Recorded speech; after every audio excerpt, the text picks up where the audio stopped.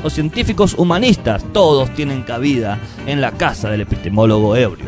Los entrevistados son libres de contestar las preguntas que quieran. Por ello, algunos respondieron todo, otros un 50% y otros nos colgaron el teléfono en nuestras narices y hasta nos bloquearon en las redes sociales. No hay problema, los filósofos estamos acostumbrados a los malos tragos. Salud action por ello. El fin de estas entrevistas es uno y solo uno: abandonar el intento del epistemólogo tradicional por decirle al científico qué es y cómo debe hacer ciencia, adoptar una posición más humilde, ver qué hace el científico cuando dice que hace ciencia, interpretar lo que dice, interpretar lo que piensa en relación a lo que en verdad está haciendo. Como verán, esto seguramente nos traerá varias sorpresas, desde contradicciones e incoherencias hasta astucias y perspicacias. Así, sin más, comencemos con las entrevistas epistemológicas. Vamos, Doug Bowell, trae tu banda, adecuado a los medios y danos la cortina de inicio. ¡Brío! ¡Brío!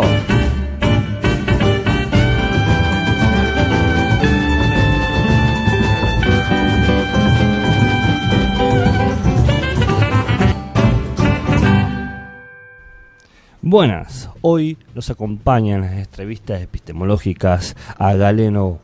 Él es un lingüista y antropólogo cultural estudioso del guaraní. Por lo tanto, nos va a hablar de su formación, de cómo tiene relevancia la gramática en la constitución del conocimiento científico, la necesidad de tener un conjunto de estrategias para poder formar herramientas rigurosas y prácticas para poder, conseguir una interpretación adecuada de los hechos, más si es un lenguaje que se va perdiendo o que tuvo el riesgo de perderse, porque gracias a antropólogos y lingüistas culturales como Galeno, sigue apareciendo y sigue funcionando. Con ustedes, Galeno. ¿En qué disciplinas te has formado y cómo la definirías? Hola Gabriel, mi nombre es David Galeano Olivera. Yo soy profesor de la Universidad Nacional de Asunción. Hace más de 35 años enseño allí en varias carreras, en varias facultades. Mi carrera madre es la licenciatura en lengua guaraní, que depende de la Facultad de Filosofía. Por otra parte, soy el fundador y el director general del Ateneo de Lengua y Cultura Guaraní, que es una institución también universitaria que se dedica a la formación de profesores, licenciados, magísteres y doctores en lengua guaraní. Bueno, yo soy lingüista especializado en lengua guaraní. El guaraní es una de las dos lenguas oficiales del Paraguay. El Paraguay es un país de América del Sur con 8 millones de habitantes, donde casi el 80% de la población habla y entiende guaraní, y un casi 40% es solamente hablante guaraní. Entonces, soy licenciado en lengua guaraní y también me dedico al área de la antropología cultural, más específicamente al tema de la cultura popular. Si cómo las definiría a ambas, a las dos líneas de investigación, a las dos líneas de estudio, y son mundos apasionantes, la lingüística guaraní en particular, que hoy en día de a poco va progresando, y por el otro lado el tema cambiante siempre de la cultura en nuestro país, en el Paraguay. Yo estudio mucho lo que es la cultura tradicional y la comparo con la situación actual, entonces uno se encuentra siempre con grandes sorpresas en lo que hace a la evolución, al progreso, en este caso de lo que llamamos comúnmente la cultura del pueblo, la cultura popular. ¿Qué hábitos de trabajo obtuviste cuando te formaste en tu disciplina? Y bueno, entre los hábitos, sobre todas las cosas, la disciplina.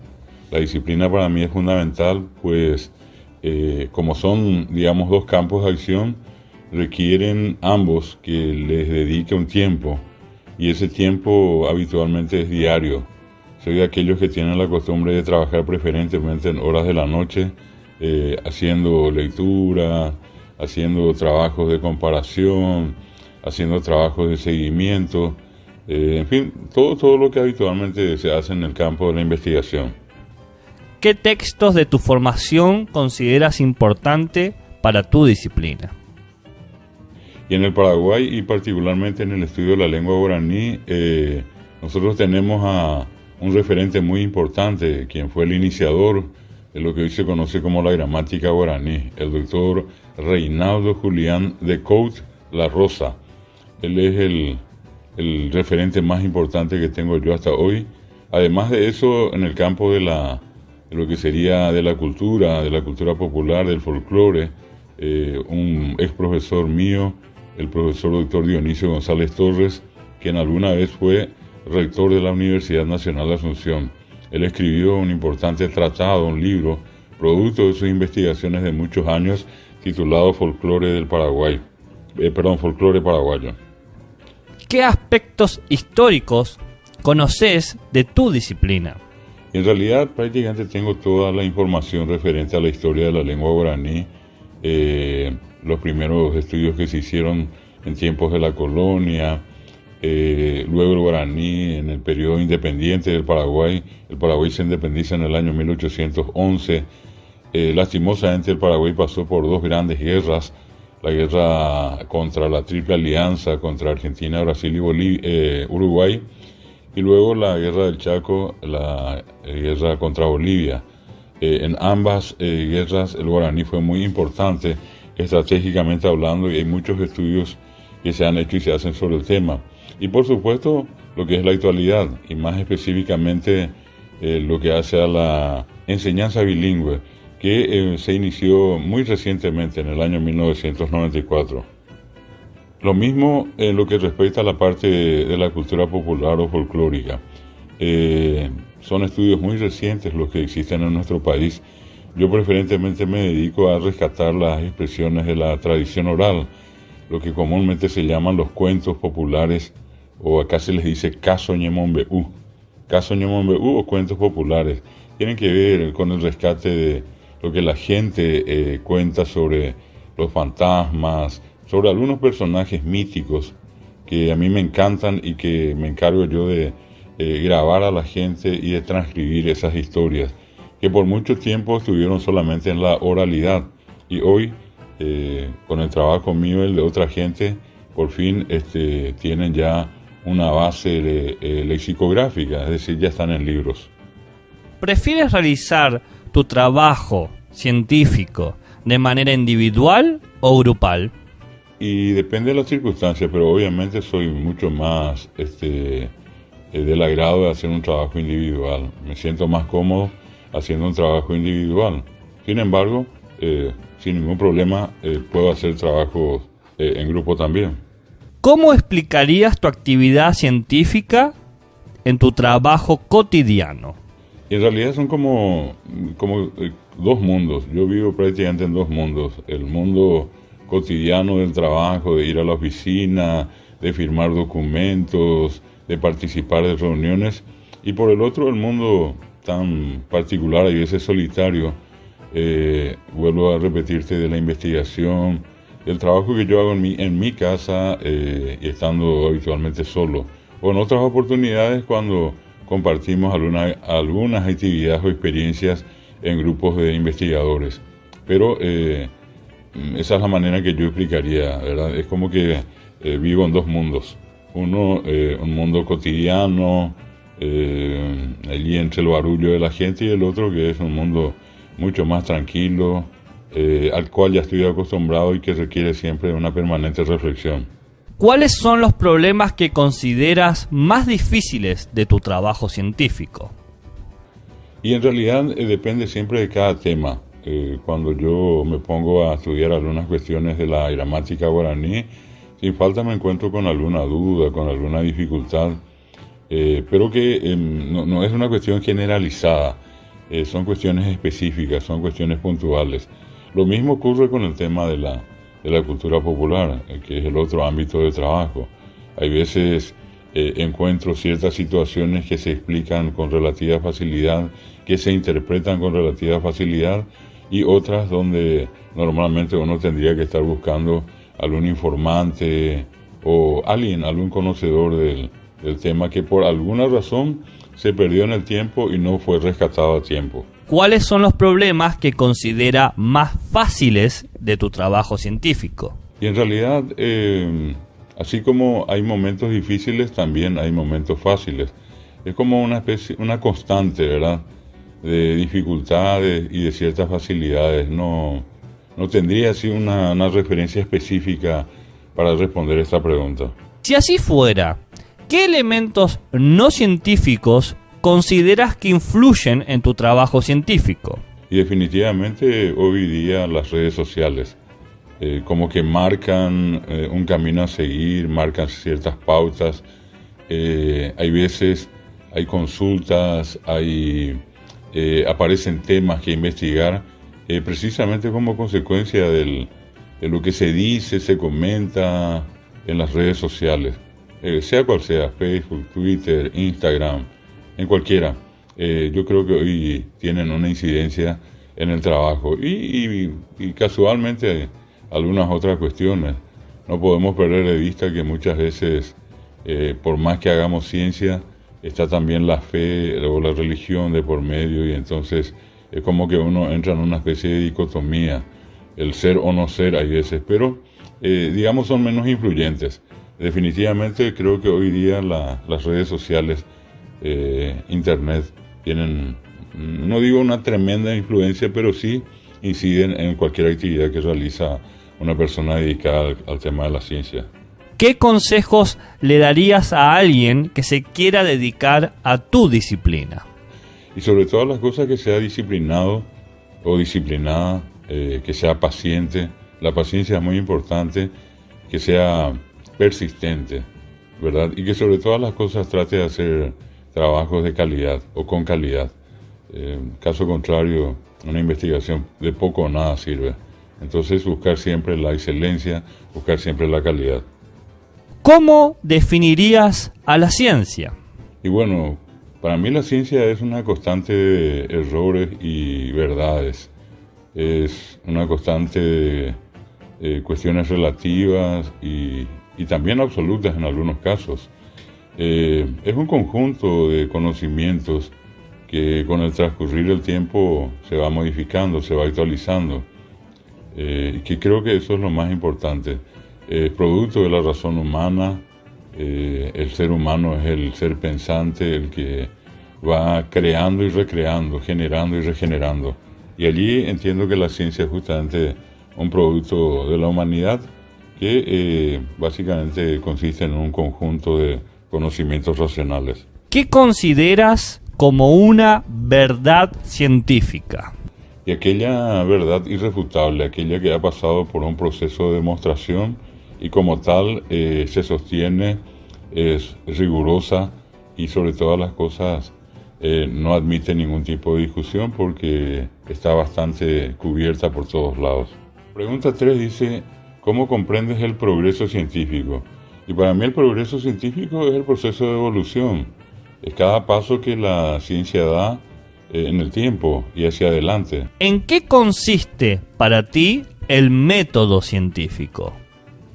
Y el método científico, un conjunto de estrategias, de técnicas que una persona dedicada a la actividad científica, a la investigación, utiliza o del cual se vale un investigador para asegurar el trabajo, para darle rigurosidad, para darle eficiencia, para darle en este caso la calidad que le corresponde a cualquier producto científico.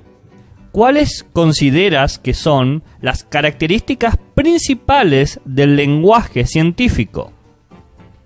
Y en primer lugar, la rigurosidad. El lenguaje científico es riguroso, es implacable, no admite un margen de más o menos o probablemente, sino que el que hace la investigación dice lo que es y punto. ¿Cómo definirías al sujeto que hace ciencia?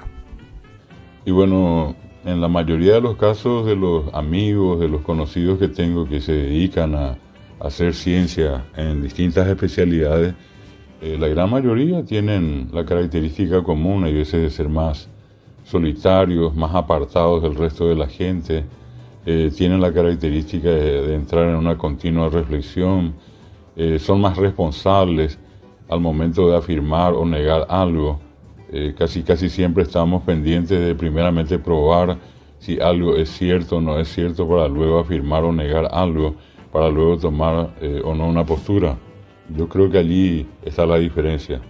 ¿Cuáles son los aspectos negativos que observas en la ciencia? Y para mí los aspectos negativos tienen que ver con aquellos productos científicos que en rigor, en lugar de beneficiar a la humanidad, causan perjuicios o estragos en el mundo, en la sociedad. No podemos negar, por ejemplo, que una bomba atómica es un producto de la ciencia y es un producto del ser humano que se formó, que se especializó, que obtuvo un doctorado en una determinada especialidad y produce algo como, repito, una bomba atómica no es precisamente lo mejor para la humanidad. Entiendo que siempre la ciencia tiene que estar al servicio de la humanidad, no en contra de los intereses de la humanidad. ¿Cuáles son los aspectos positivos que observas en la ciencia? Y precisamente relacionado con el punto anterior, todos los beneficios que la ciencia genera para la humanidad. Hoy día, sin ninguna duda, en tiempos de pandemia, una gran ayuda, un gran beneficio, un aspecto positivo de la ciencia, por ejemplo, son las vacunas que hoy disponemos para contrarrestar al COVID-19. Eso para mí es una cuestión altamente positiva. Y así como eso, podríamos entrar en el campo de cualquiera de las ciencias y encontrar que la ciencia ha contribuido notablemente para el logro del bienestar y de esa anhelada felicidad del ser humano. ¿Qué científico o científica consideras indispensable conocer para entender a la ciencia actual? Y yo creo que son muchos los referentes en todo el mundo, también acá en Paraguay hay gente que hace ciencia. Cada uno se va abriendo camino y cada uno deja un ejemplo, un modelo que se puede seguir. Son como unas especies de recetas o recetarios que los más nuevos, los que empiezan a transitar el campo de las ciencias, tienen como referencia. A mí me encanta Stephen Hawking. Incluso tuve la oportunidad de escribir una traducción al guaraní, una breve traducción de la vida de Hawking al idioma guaraní. Pero sobre todo lo admiro, aparte de su enorme capacidad intelectual, un hombre brillante, sobre todo también por esa persistencia que, teniendo las dificultades que tuvo como ser humano, supo superarlas. Nunca jamás se entregó a las circunstancias, a las adversidades de la vida, y que por el contrario hizo todo lo que pudo para llegar a donde llegó. Llegó a la cima, llegó al punto más alto. Yo creo que como un modelo general a seguir, a mí él me impactó.